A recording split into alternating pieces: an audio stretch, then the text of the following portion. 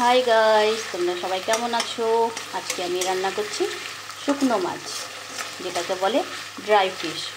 তো আমি তেল দিয়ে দিয়েছিলাম পরিমাণ মতো, আর কাঁচা অল্প রসুন দিয়েছিলাম, আর একটু কাঁচা পেঁয়াজ দিয়েছিলাম যাতে গন্ধটা চারিদিকে ছড়িয়ে না যায়। ঠিক আছে, কারণ এটার গন্ধ তো কেউ লুকোতে পারবে না। আর তবুও এই দেখো, কাঁচা পেঁয়াজ রসুন দিয়ে এটাকে সুন্দর করে আমি ফ্রাই করে নেব। আর এটাকে আমি খুব সুন্দর করে গরম জলের মধ্যে ভিজিয়ে রেখেছিলাম। ভিজিয়ে তারপরে এটার থেকে সব কাঁটা বের করে নিয়েছি। একটাও কাঁটা নেই এখানে, সব কাঁটাগুলোকে ফেলে দিয়েছি।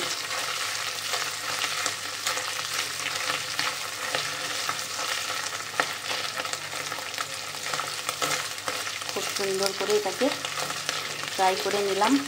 হয়ে গেছে ফ্রাই, দেখেছো?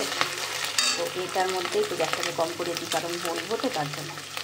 এটাতে আমি কাঁচা পেঁয়াজ 3টে বড় সাইজের, কাঁচা লঙ্কাগুলো খুব ঝাল, আমি বাটা মশলা কিছু ইউজ করব না। আর রসুন পরিমাণ মতো প্রথমে একটু দিয়েছিলাম, আবার এখানে একটু আছে, একটা গোটা রসুন নিয়েছি। তো এটা এখানে আমি দিয়ে দেবো।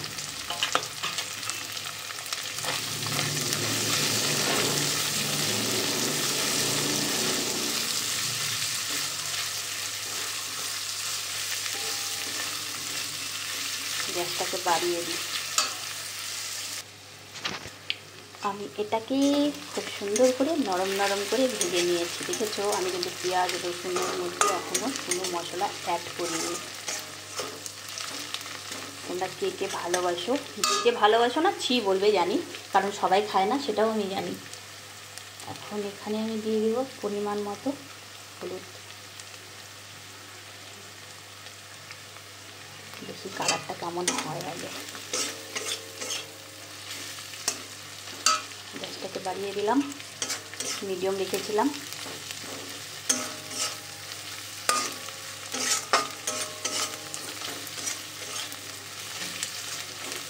হয়ে গেছে কালার।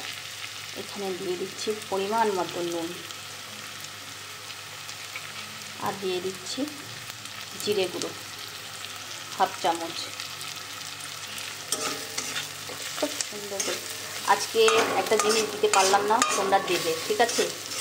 2টো টমেটো দিয়ে দিবে, খেতে দারুণ লাগে। আমার নেই, আমি কালকে ভুলে গেছিলাম আনতে আসার সময়, তো আমি দিতে পারিনি, এর মধ্যে দিতে পারলাম না। এমনিও টেস্ট হবে। আর এটার দিনে মানুষ অত টমেটো খেতেও না। এখন টমেটো ছাড়া মানুষের মনে হয় যে পরিবারিক রান্নাই চলে না। তো আমার শেষ হয়ে গেছে, দিতে পারলাম না, তোমরা দিয়ে নেবে।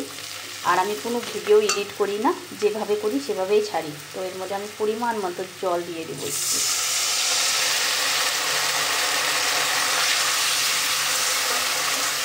এখন পেঁয়াজ মশলাটা খুব সুন্দর করে খাওয়ার জন্য এখানে দিয়ে দেবো, ঢেকে দেবো গ্যাসটাকে মিডিয়াম করে। গ্যাসটাকে মিডিয়াম করে ঢাকাটা খুলে দেখি কেমন হলো, কোন দিকে গেল। খুব সুন্দর শুকিয়ে গেছে। তেলও ছেড়ে দিয়েছে। তো বলো, পেটে খেতে ভালোবাসি।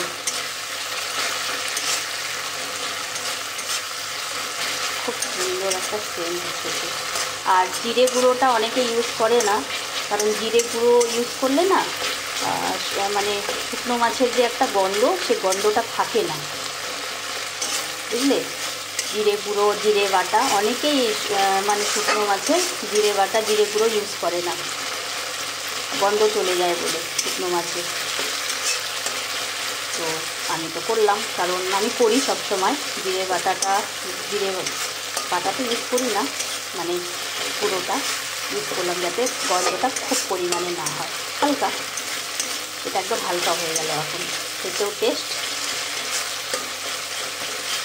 তারপরে পেঁয়াজ মশলা লঙ্কাগুলো এরকম করে দিবে। টমেটো কিন্তু ভুলবে না, টমেটো কিন্তু দেবে, ভীষণ টেস্ট হয় টমেটো দিলে, ঠিক আছে? টমেটোটা দিলে আর একটু সুন্দর কালার আসে। অনেকে এর মধ্যে লঙ্কা কাঁচা লঙ্কা, মানে কাঁচা লঙ্কাটাই যে লাল লাল লঙ্কা হয় সেটা বেটে দেয়। এর মধ্যে শুকনো লঙ্কার গুঁড়ো দিলে না একদম খেতে টেস্ট লাগবে না।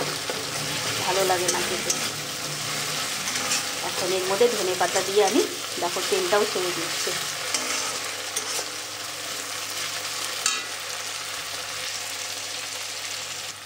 ফাইনালি হয়ে গেল, ধনেপাতা দিয়ে দিলাম, গ্যাসটা কম করে দিলাম, মানে বন্ধ করে দিলাম গ্যাসটা।